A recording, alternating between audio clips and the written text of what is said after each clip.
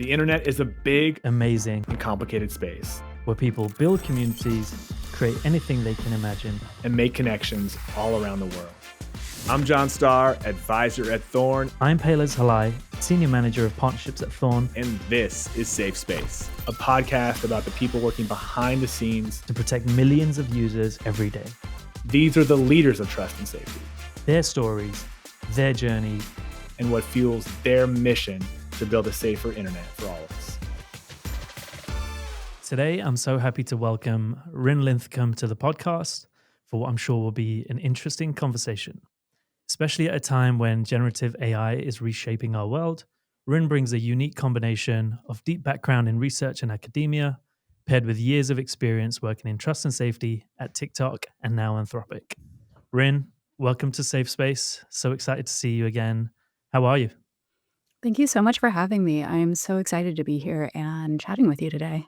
Yeah, likewise. It was great to see you this summer, just recently at TrustCon. I got to listen to a couple of the panels that you were on. How was that? TrustCon is always one of the highlights of my year, honestly, just seeing so many friends, colleagues in the same space and learning so much from different folks in the industry.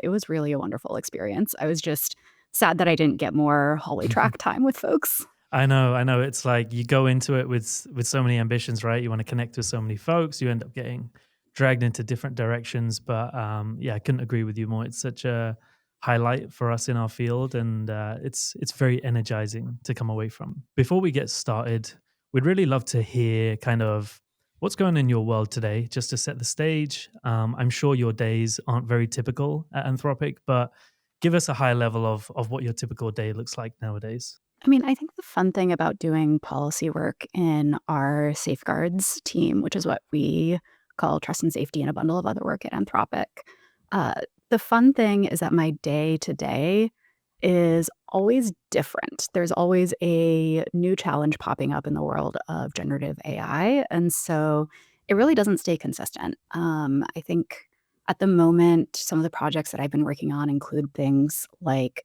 building out better evaluation sets for different types of behaviors that we want to make sure that we know how the model is responding to, or build additional safeguards and layers of safety on top of. We're also working with external experts to be able to understand a little bit more about what are the external perspectives on how our model is performing in different settings. And then part of my day-to-day is honestly just keeping up with the technology. I think that things are changing and moving so quickly. So it's really fun to have the time to be able to really explore, what is the next step in AI? What is the frontier? What are new things that are coming up? So yeah, that's kind of the day-to-day. And then also all the boring things, it's still a job. So we still do meetings. We still do, snack breaks in the canteen. That's less boring, but kind of the day-to-day of normal TNS work too. Yeah, I think it's such a double-edged sword, right? You want work that's interesting, but you also sometimes, I'm sure, crave a little bit of consistency. So I'm glad that it's working for you and you're getting what you need out of it today. I'm really curious to step back as well. So something that we like to do when we start these conversations is really dig into what did this person want to be when they were a kid, right? One thing we've learned is in trust and safety, almost everyone has such an eclectic background. So can you share with us what did young Ryn want to be as an adult? So I was very dedicated to the astronaut track, far beyond the 7 or 8-year-old when most kids give up this dream. I was thinking about it through college. I was saving up all of my money to go to space camp each summer. So I was very on track to that. And then a few things happened. I realized, one, the space program in the US kind of fell apart a little bit. And two is I just realized that my interests were kind of in other directions. And so I pivoted in college to focus more on psychology and have that background. But I realized kind of in retrospect, I think I was preparing for a career in trust and safety before I even knew that that was an option, because I never knew that there was a career available where browsing the dark parts of Tumblr as a teen was a job qualification, and yet here I am all these years later. I love that. Believe it or not, I gave the same answer when John asked me what I wanted to do when I was a kid, when I grew up. I said astronaut.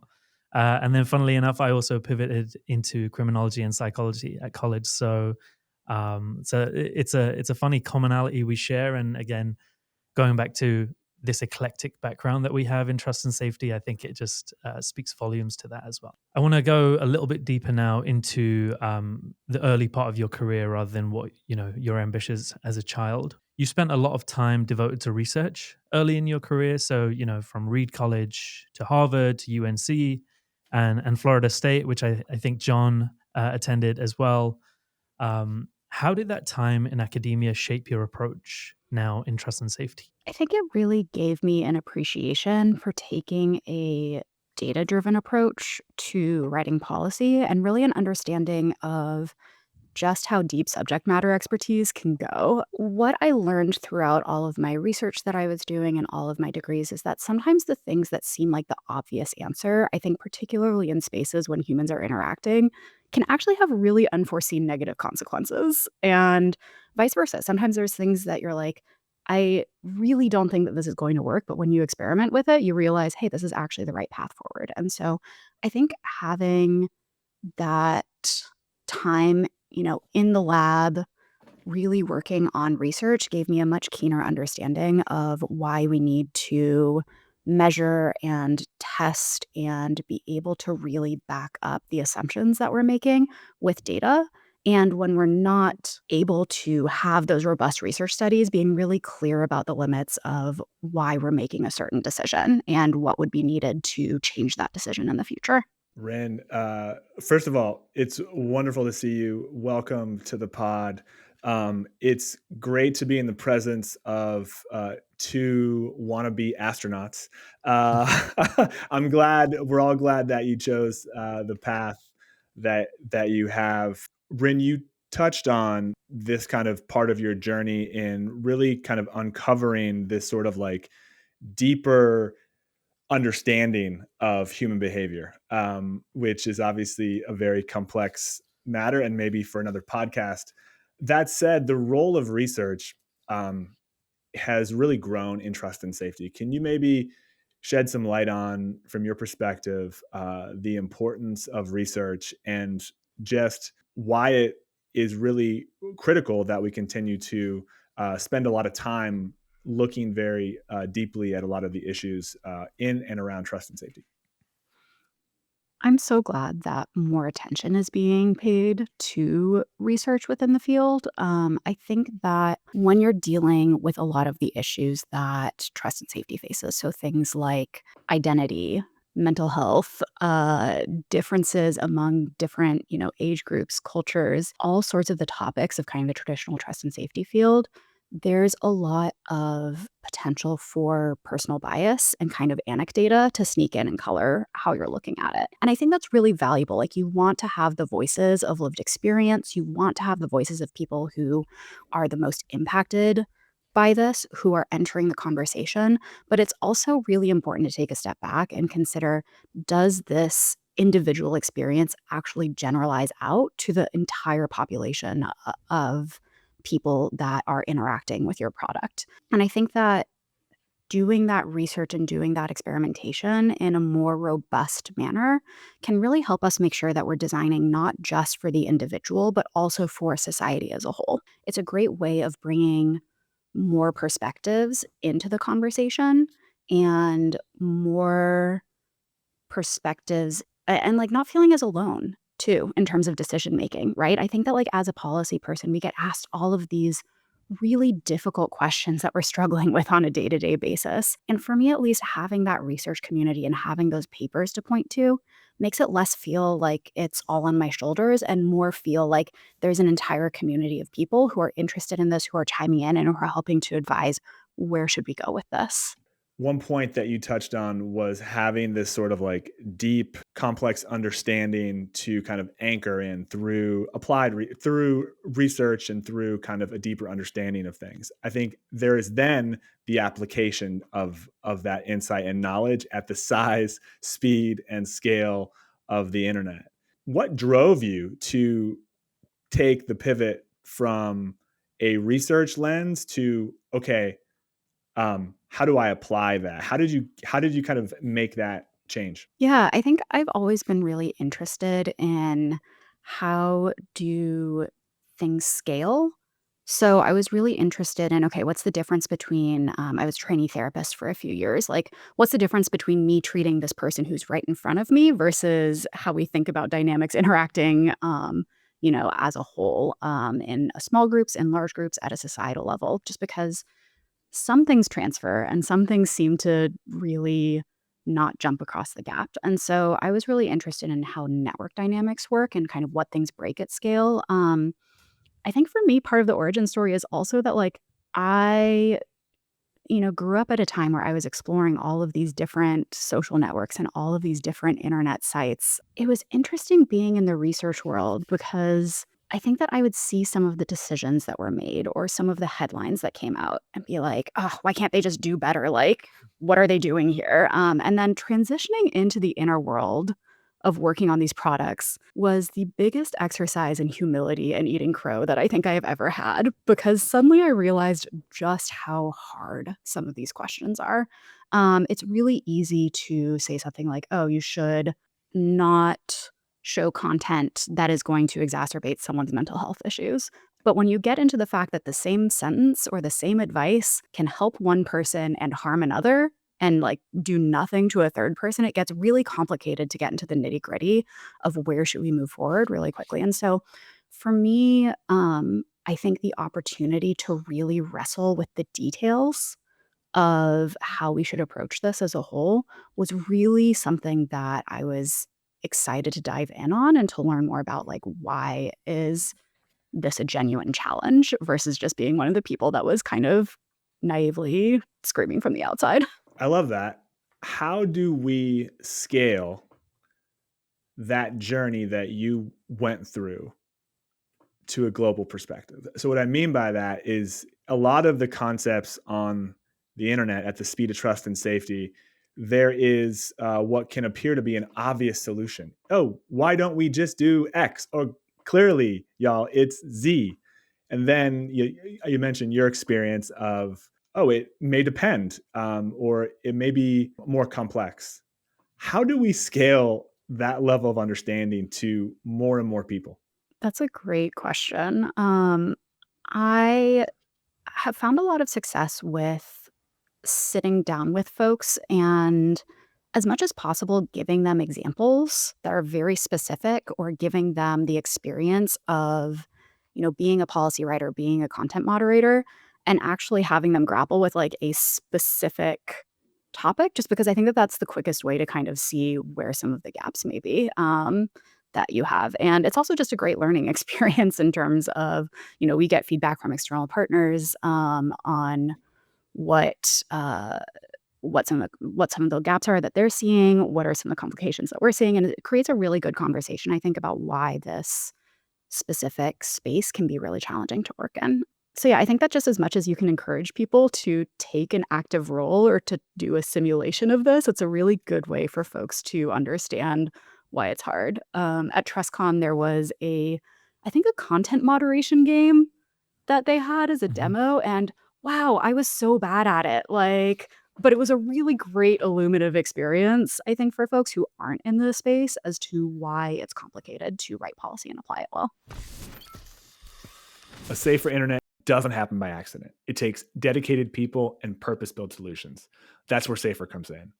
Built by child safety technology experts using predictive AI and proprietary hash matching, Safer helps detect child sexual abuse material and exploitation at scale. Platforms like Blue Sky, Stability.ai, and Vimeo rely on Safer to proactively detect online sexual harms against children. Want to learn how you can put Safer to work on your platform? Visit safer.io. All right. So, Ryn, you're clearly a very curious person coming from the research field, into trust and safety. And you've had some, and before you were at Anthropic, you were at TikTok, and so you have some experience in multi or in different products rather. Um, what what questions drive the work that you did at TikTok and also perhaps during your day to day at Anthropic? Yeah, I think that central question across all of the different issues that I work on and all the different types of platforms that I've worked on is how can we minimize harm and maximize benefit? And how can we build in levers to do that in a really tailored way at multiple levels? So it's not just a simple black and white, like, do we allow or disallow, or do we leave up or take down? I think that if you are thinking about safety only in those binaries and only in one specific layer, then it doesn't really build the robustness that you need to make a product safe and beneficial for society. And so a lot of the questions I have are like, okay, what is the exact concern that we have here? What is the evidence behind the concern? And what are like 3 or 5 different ways that we could intervene on this concern? And then on the flip side, what are the behaviors that I want to promote? What are the things that aren't just what we should avoid, but really what are we striving towards? And what do we want to have happen in order to get the best outcome, the best benefit, enable folks to use whatever product or tool it is to really flourish and enhance in their own life. Just because I think that a lot of trust and safety work has historically been really focused on how do we minimize the bad stuff, which is really important. But from a human behavior perspective, we actually see that we get better behavior change and better gains in terms of like collective humanity if you give someone an actually good target to shoot for or to like aim for. And so I think that really thinking through how can we move beyond this reactive stance to how can we more proactively build for the better is something that I've spent a lot of time thinking on a day-to-day basis, both at TikTok and at Anthropic now. I love that. The problems are complex, and so it makes sense that the solutions would be as well. What are some, there may be some young astronauts, researchers out there who find their way to the field. What are some learnings that you know you've pulled from your journey that are still with you today, and some learnings or some takeaways? That's such a great question. I think everyone's gonna have their own personal adventure in terms of the skills that they need to build, what they are bringing to the field. I think being really good at identifying what is the specific niche that you can fill in a team and what is your own unique kind of sphere of expertise that you can bring to the table is really important. And I think really applicable across whatever position in trust and safety you're working in. So, when I've worked with moderators or content labelers, they're the experts at what is actually going on in a given product, what is going on in a platform. And so they have that unique lens that I am able to benefit from when they teach me. And similarly, when I'm talking to someone in the product org, they have a really different set of priorities and metrics, but they have a unique lens as to like what their customers want or what are the pushbacks that they're getting that I can benefit and learn from too. And so think through what do other folks have to teach, me or to teach yourself, and what is the area that I feel like I have the most visibility in that I should be loud about and advocate, throughout my organization for. Ryn, great. I was going to say great anecdote, but great word you used earlier, anecdata. I've never actually heard that before, but immediately just rings true. When whether you're reading research or an article is quoting uh, some data and drawing some conclusions from it. So coming back to what you just said just a few seconds ago about building in layers, right? So you at Anthropic, you're really building tools at the frontier, right? So with that comes, of course, a lot of responsibility, and you want to build safety in, as early as possible. So can you talk a little bit about how you're doing that at Anthropic, and not just from the lens of your users, but also how are you keeping, folks that work on the models, maybe on labeling, etc. How are you keeping their wellness in mind as you build these tools? Yeah, absolutely. I think that's a crucial conversation to have. So, first of all, from the product design perspective, we really focus on building in safety throughout everything that we do. We were founded as an AI safety focused company. And so it really weaves throughout the spirit of the whole organization. And so some of the ways that we do that are we have a method called constitutional AI that builds in different principles from the get-go in our models. It's built on items like the UN Declaration of Human Rights, the Apple Privacy Terms of Service, like all sorts of different types of approaches to what are some like great principles that we can lean on to that kind of society as a whole has leaned towards. And so building that in at the foundation layer really helps our model to stay helpful, honest, harmless, kind of from the design get-go. And then we work with different teams like our fine-tuning team, our evals team, to be able to really make sure that as model training progresses, we are still building in additional layers of safety. We do things like work and help to provide information on, red teaming, on best practices in designing system prompts. There's a ton of educational materials available as well for developers who are building on Claude to help to build safety into their own products. And then for our Claude.ai interface, which is 18 plus, we also have additional safety layers that we build in there. So it's really not just thinking about it from the end of, hey, I've been handed this model. How can I like put some classifiers on and ban some users? It's really thinking about it Mhm. as you are building the model from the ground up. How can we weave in principles of safety at every single layer? And so that's how we approach it in Anthropic. And that's one of the things that made me really excited to work there.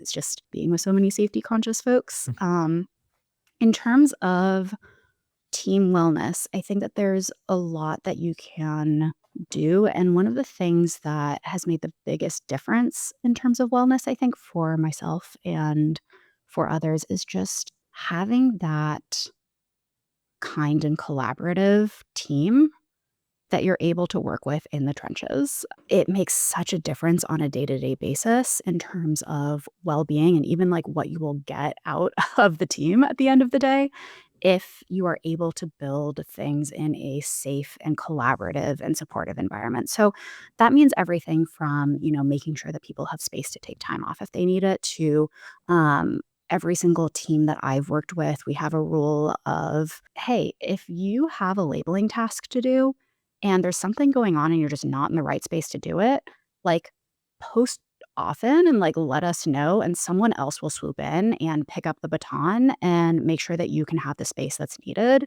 to kind of resolve whatever needs to go on and be able to do this. And so I think it's a lot of collaborative effort of keeping each other well that really helps to protect all of the workers in the space overall.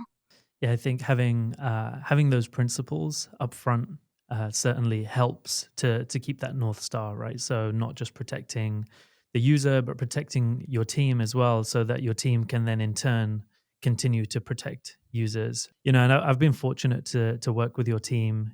As through this tech partnership that we have. And it's great to see some of these practices implemented and continue to do so as well. So, um, sort of looking ahead now as well into what safety looks like for these models. What developments are you seeing that make you more hopeful? About principles of safety by design and just mitigating the harms that these models can create.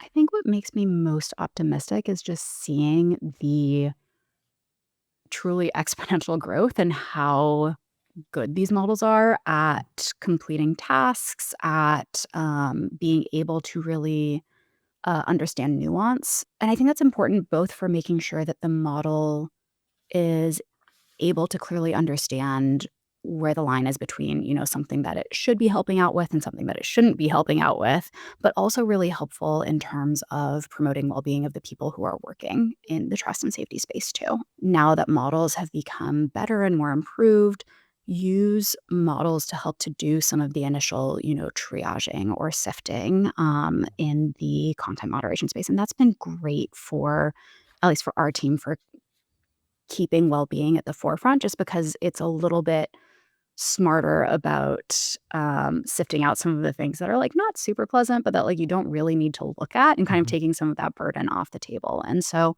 I think that as models continue to develop, we'll just see more and more application of models for safety and them really being able to knock that out of the park in the ways that are really beneficial to the people working in trust and safety, but also humanity overall. Love that. You mentioned um, the importance of team and working in the trenches. Um, I I imagine the concept of working in the trenches might mean different things to different people in and outside of the trust and safety space. What do you take away from that experience of working with other humans in the trenches, and give a sense of like maybe what that means at a high level, right? Like what that means. Paint a picture a little bit about what that looks like, and what it means to sit zoom to zoom or sometimes side to side with humans doing some very gnarly things, and maybe how that sits, with you in the moment and then kind of over time.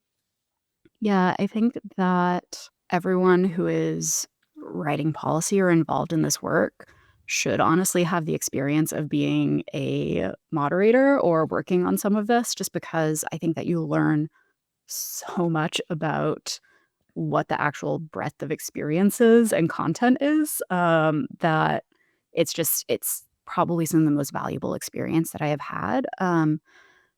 I think that sometimes people come at things like, content moderation or like what are we trying to protect against with a little bit of a narrow lens because they kind of see like what is already published or out there and the things that make them a little bit, nervous or that they don't love or that like manage to slip through. And I think that that can lead some folks to kind of have a selection bias effect where they think that bad content is this very narrow pool. But there is so much that we catch ahead of time and proactively detect that never makes it out into the world, and that's often some of the worst stuff, that exists out there. So, I think that just knowing that that exists is probably really helpful for people to have an awareness of. I don't think that everyone needs to moderate that, but I think that just knowing the breadth of what's moderated. So, in my work area, like, not to get too graphic or whatever, like, what that means is, I still sit down and I do reviews on our novel CCMQ, like, multiple times a week. And I still do things like working on, mental health topics and really sitting with, what are people interacting with our models on some of these really deep and personal things. And we do that in a very privacy preserving way because we don't want to, dive into the private lives of folks and the conversations that we're having. But it's something that, even just looking at can still be tough. I think it can get really depressing if you look at it as, "Oh, there's all of this bad stuff out there that I need to get at." And the lens that I choose to look at it through is there are all of these people who are working to make the world better and to, you know, track down and catch bad actors or to support a person in this moment in crisis. And I think just looking at the people who are around you and in the trenches of it and seeing, "Hey, there are literally thousands of us, hundreds of thousands of us that are working to make the world a better place on this topic is just such an inspiring and privileged place to be in. And I get to do my own little part of that, which is just a really cool thing for me. So thinking about the last 2 decades or so of technology, especially when it comes to social apps and social media, it certainly feels like the safety landscape has changed now with this, with generative AI and this new technology coming. It certainly feels like there is a more proactive approach. We know more. We know how to better build in safety from the outset rather than playing catch up. So, with your unique experience, going from research to then being at TikTok during a time of huge growth, and now being at Anthropic, I'm curious about some of the clear differences or even similarities that you've seen in terms of the challenges that either organizations or type of organization faces, and how you might have overcome those challenges as well. Yeah, I mean, I think that we're really lucky with the time period in which we are building AI at Anthropic because we're able to take on a lot of the challenges that social media had over the past few decades and the lessons learned from those challenges, and kind of start from the get-go building upon that knowledge that was acquired over those years. And so I think that that makes us lucky in terms of having a starting place that is just more robust than what some of these platforms, some of these companies had to begin with when they were founded. So we've been really conscious of thinking, what are the lessons from there that we can pull and design into our, products and our safety stack from the get-go. At the same time, it's been really interesting to me the differences in working between the two. I think I was surprised by just how different these products are. So, some of the things that have struck me are social media tends to be really public. It's a lot about sharing, it's a lot about interacting with others in the world. When you transition to generative I think for the past few years, and this is changing, but for the past few years, a lot of the interactions were very private. It was a single person and, a LLM talking to each other. And that's just a very different kind of scope of conversation and expectations that folks have. I think that, so we've been kind of learning about like, what are the things that are a harm that can occur, like, or a benefit that can occur in a private space versus something when it's like shared, peer to peer or human to human. I think the other thing that's really a challenge in the generative AI space is that its capabilities are growing so rapidly. And so, as an example, like just within the past year, there's been so much growth in like agentic uses, which are really like, okay, you've got generative AI interacting with a computer system. Like, what do you do there? What are the new challenges that emerge? And we, do a lot of robust like red teaming and safety by design, but you're never going to be able to capture 100% of the use cases, especially for a new technology that people are going to use it for or that are going to pop out of the woodwork. And so I think that it is a challenging space just to understand, like, how do we keep up with the development of how people are using a completely new way of interacting with the universe.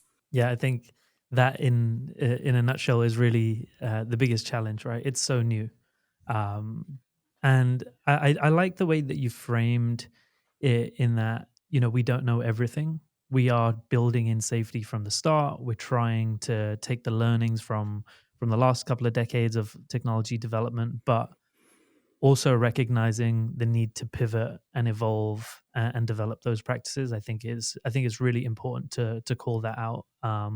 That it's not a set it and forget it safety initiative. It's ongoing, and it requires accountability as well. Yeah, absolutely. I think that you always need to not just launch and forget or set and forget, but really that's where I think having a robust plan for like, what is my post-launch monitoring? What are the data Mhm. and metrics that I'm going to pay attention to? What are the research questions that now that I'm seeing this like trial out in the real world, I can answer is really important. And so one of the cool things that we did at Anthropic is we had a team that built in a very like privacy preserving observation system for different data. And so we're able to see like what are some of the topics that like clusters of users are asking about, or how are they using it in a way that's really like clustering and privacy preserving, but understanding from the ground up, like what is actually naturally emerging in this use case space rather than assuming from the top down that like, oh yeah, I know that some folks are going to go shopping, so we should monitor for shopping, right? Like,